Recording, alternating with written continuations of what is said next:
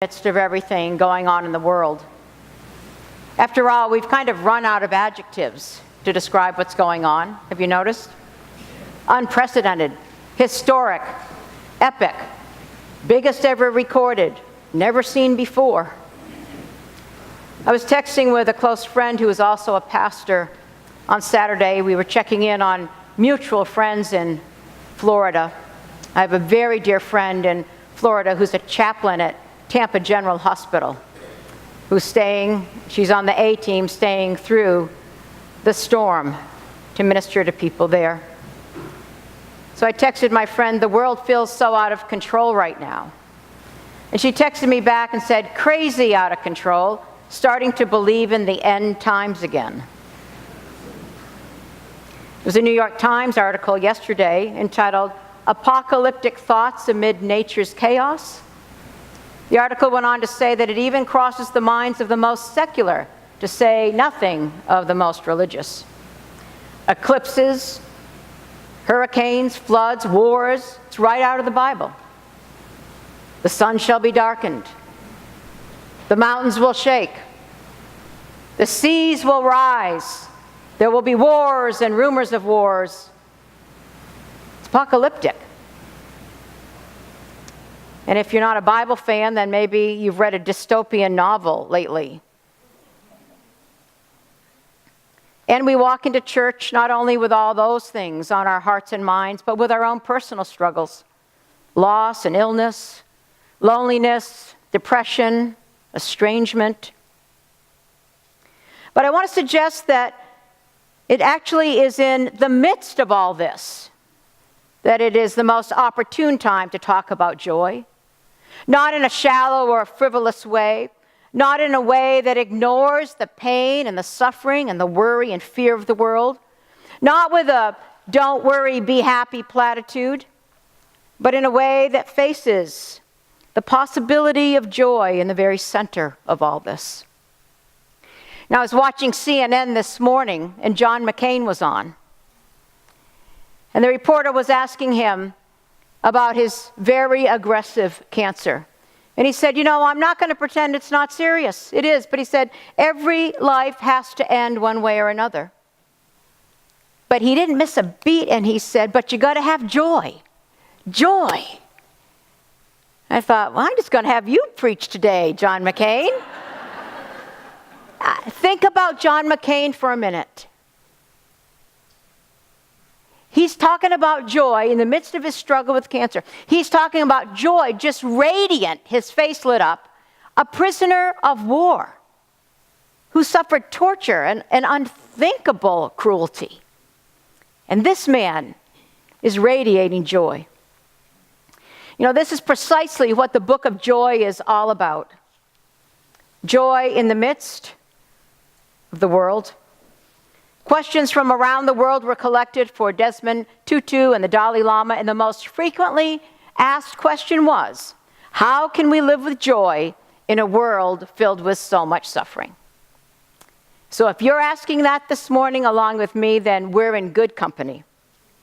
We're going to explore the wisdom from these two spiritual giants, these moral leaders, who both and each have endured incredible oppression and hardship, yet are two of the most joyful people on the planet. Have you seen them interact together at all? Or have you seen them individually? They both have an almost impish quality about them when they smile, when they laugh, when they reveal deep spiritual truths. The Book of Joy came out of their meeting in Dharamshala, India, the residence of the Dalai Lama. Dharamshala means spiritual dwelling place. And Archbishop Desmond Tutu came to celebrate the Dalai Lama's 80th birthday. They're both over 80 now. In fact, the Dalai Lama wanted to go to South Africa to celebrate Archbishop Desmond Tutu's birthday a few years ago. And the South African government wouldn't allow him in the country because of their economic relationship with China. So even celebrating a birthday party for them has political and social overtones. The two of them have a very special relationship, perhaps because their peers, spiritual giants and masters in their own tradition, but both also transcend their tradition. Both have known incredible suffering. Perhaps some of you know the story of the Dalai Lama, who was taken from his rural home at the age of 2 to a palace to be raised as the bodhisattva of compassion. China invaded Tibet in 1950 and thrust the Dalai Lama into politics. And at the age of 15 years old, he became the ruler of 6 million people. For 9 years, he tried to negotiate with the Chinese government to no avail.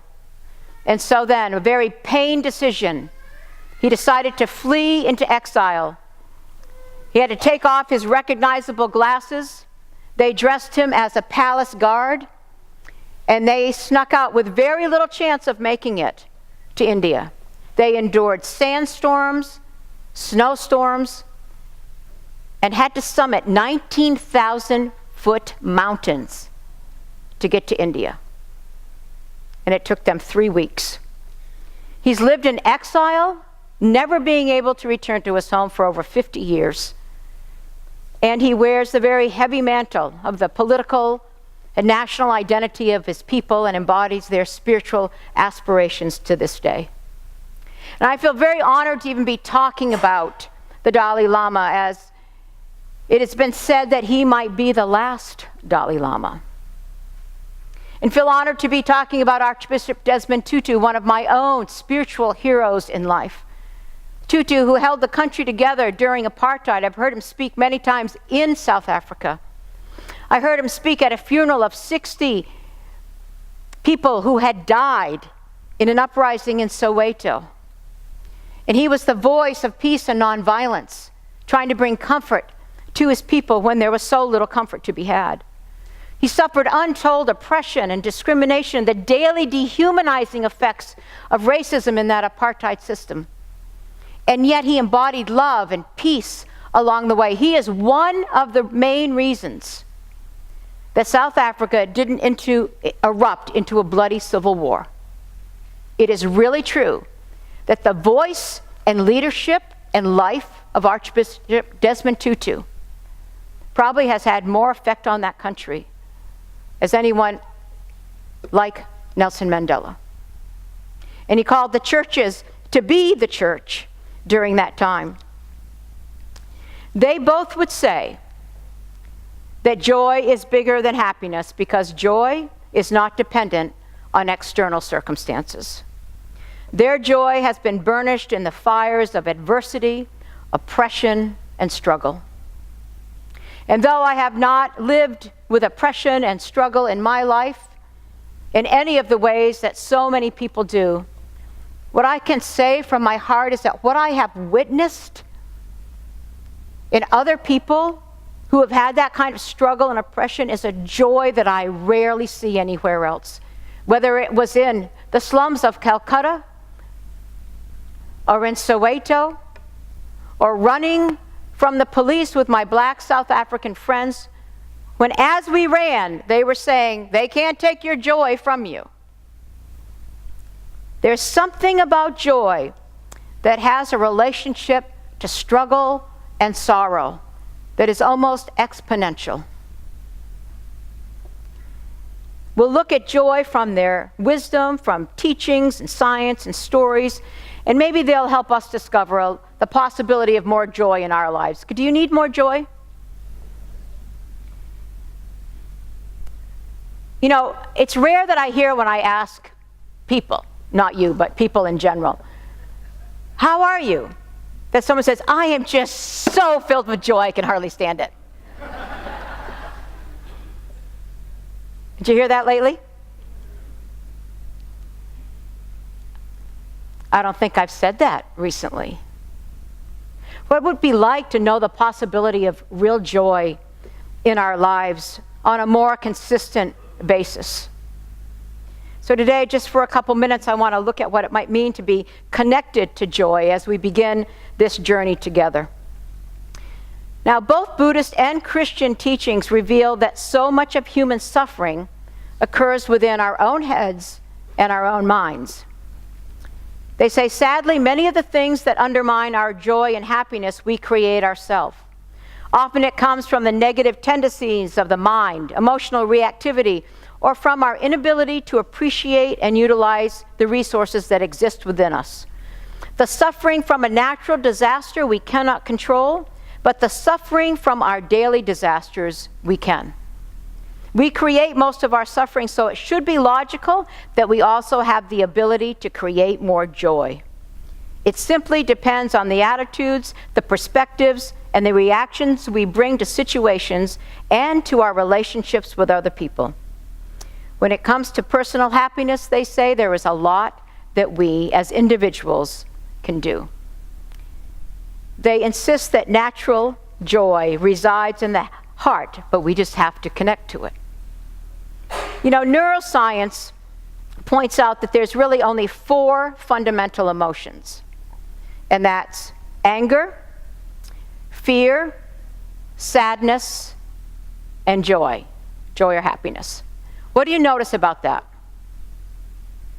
Fear, anger, sadness, joy. What do you notice? There's only one positive emotion, right? So we better cultivate it. We must work on it. The Dalai Lama meditates 5 hours a day. Now, when he told Archbishop Desmond Tutu that, Tutu just replied, "Oh, that's too much." The Archbishop meditates 3 to 4 hours with prayer, meditation, walking. Now, that's not possible for most of us to do, but there are things we can do. Joy practices that bring something deep into our lives. Many of you are familiar with Sheryl Sandberg, who works at Facebook. She's written the book Option B, Facing Adversity, Building Resilience, and Finding Joy. She wrote this joy after her husband, Dave, died suddenly and very unexpectedly and tragically. She says, paying attention to moments of joy takes effort because we are wired to focus on the negatives more than the positives. Bad events tend to have a stronger effect on us than good events. Does that ring true with you? I know you've experienced it. Somebody can say 8 good things about you and 1 criticism. What do you remember? Somehow we are wired that way.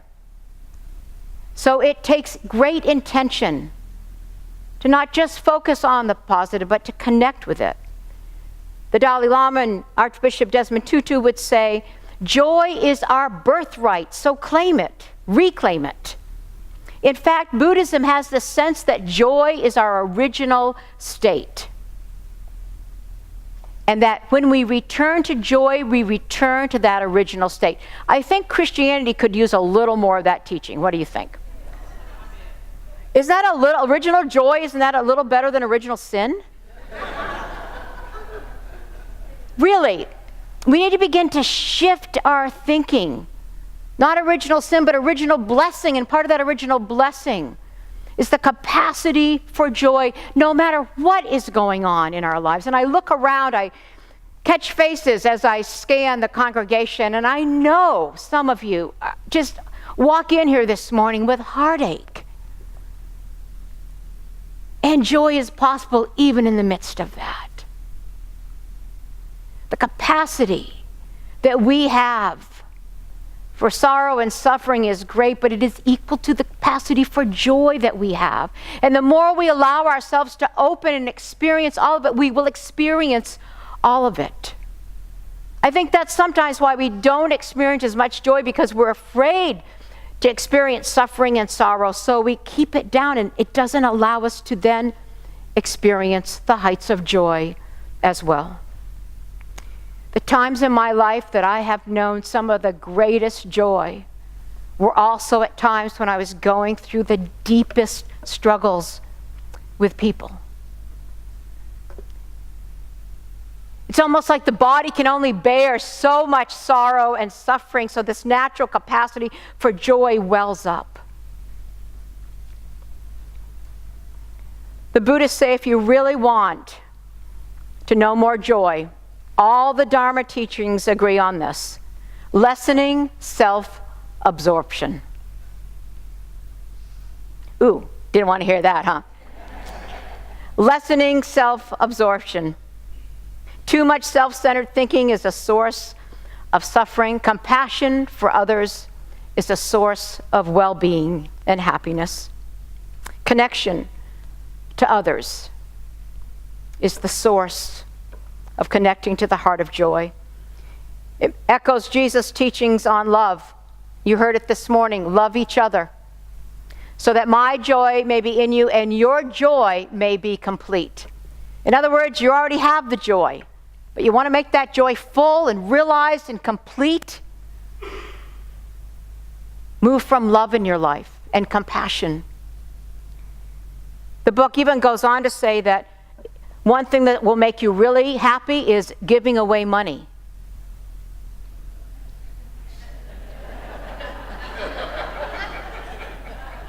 Guess what our stewardship theme is this year?